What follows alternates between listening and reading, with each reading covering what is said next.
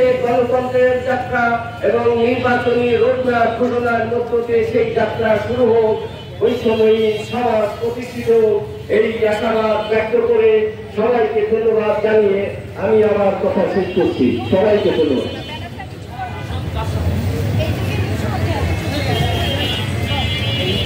নিচে হবে রে ভাই।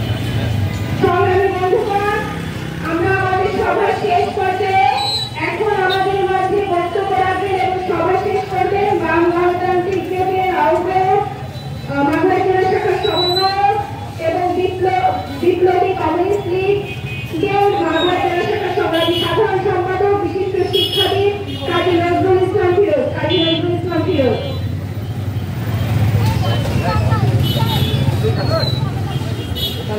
আজকের এই ঐতিহাসিক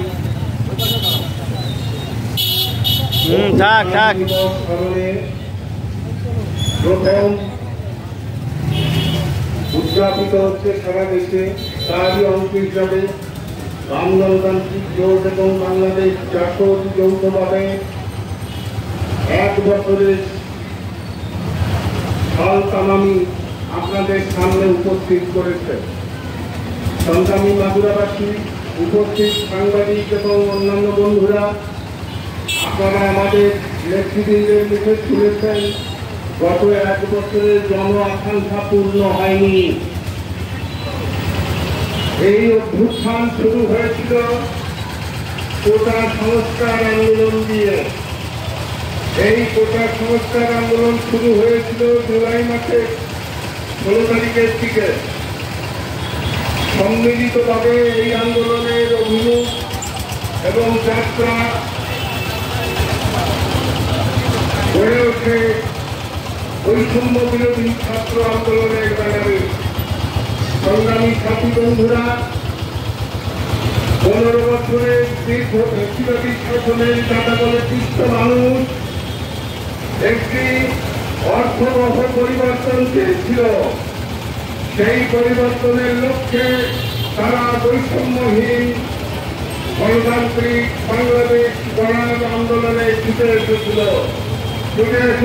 শ্রমিক, কৃষক, মেহনতি মানুষ, সাধারণ মানুষ, নিম্নবিত্ত, মধ্যবিত্ত সহ সারা দেশের নিপীড়িত জনগণ এই আন্দোলনে সম্পৃক্ত হয়ে এই আন্দোলনকে জোরদার করে তোলে এবং এক দফা দাবিতে এই আন্দোলনকে নিয়ে যায়। সংগ্রামী সাথী বন্ধুরা, একই সাথে নেমে আসে তাদের বিরুদ্ধে এক সীমাহীন নির্যাতন, নিপীড়ন, হত্যাযজ্ঞ। শুধু তাই নয়, একদিকে যেমন ফ্যাসিবাদী সরকার দমন, পীড়ন, নির্যাতন এবং গুলি করে আন্দোলন দমন করার চেষ্টা করে, অন্যদিকে এই বৈষম্য বিরোধী আন্দোলনের একটি নাশকতামূলক শক্তি তারা বিভিন্ন স্থানে রাষ্ট্রীয় সম্পদের উপরে আঘাত করে। আপনারা জানেন, পুলিশকেও থানায় প্রাণ দিতে হয়েছে এই নাশকতা বিরোধীদের আক্রমণে। সংগ্রামী ছাত্র বন্ধুগণ, সব শেষে 5 আগস্ট ফ্যাসিবাদী সরকারের এক লজ্জাজনক পতন আমরা লক্ষ্য করি।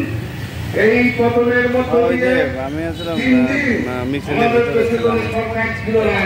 অন্তর্বর্তীকালীন সরকার গড়ে ওঠে। 8 তারিখে শপথ নেয় তারা এবং তারা ঘোষণা করে আমরা অনতিবিলম্বে নির্বাচন দিয়ে রাজনৈতিক নেতৃবৃন্দের হাতে ক্ষমতা কিছুদিন পরেই তারা বলেন রাষ্ট্রের সংস্কার প্রয়োজন। এই রাষ্ট্রীয় সংস্কার করতে গিয়ে তারা কাল ক্ষেপণ করতে থাকে এবং গঠন করে।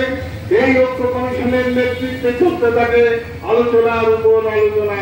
এদিকে বাংলাদেশের বাজার অর্থনৈতিক অবস্থা করুণ হয়ে ওঠে। বাজারের সমস্ত দ্রব্য মূল্যের ঊর্ধ্বগতি আমরা লক্ষ্য করি। ক্রমাগতভাবে বাংলাদেশের মানুষের উপরে সংকট নেমে আসে। যত সংকট আসছে তত একটু পরে ফোন দিচ্ছি সরকার। সংগ্রামী সাথী বন্ধুগণ, আমরা বুঝতে পারি যে এই সরকার কাল কেবল করছেন গত 1 বছরে 5,000 পৃষ্ঠার সংস্কার কর্মসূচি দিয়েছেন। এই সংস্কারের ভিতরে শ্রমিকের বেতন ভাতা পরিশোধের কোনো সুপারিশ নাই। এই 5,000 পৃষ্ঠার সংস্কার কর্মসূচিতে শ্রমিক শ্রেণীর চাকরির কোন নিশ্চয়তা নাই, কৃষকের পণ্যের ন্যায্য মূল্যের কোন নিশ্চয়তা নাই, কৃষকের ঋণ মৌকুবের কোন নিশ্চয়তা নাই। কিন্তু আমরা অবাক হয়ে দেখলাম এই সরকার প্রধান ডক্টর ইউনূস তিনি 664 কোটি টাকা ইনকাম ট্যাক্স মৌকুব করে দিলেন।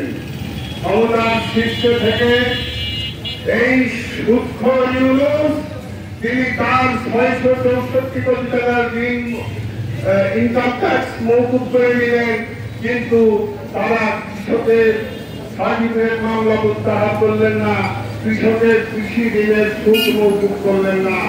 আমরা যে বৈষম্যহীন বাংলাদেশের জন্য আন্দোলন করেছিলাম, অচিরেই সেই বৈষম্যহীন বাংলাদেশ এক ধুরন্ধর সুৎখরের রাষ্ট্রপ্রধানের সরকার প্রধানের অধীনে এক ক্রমাগত অন্ধকারে নিমজ্জিত হলো।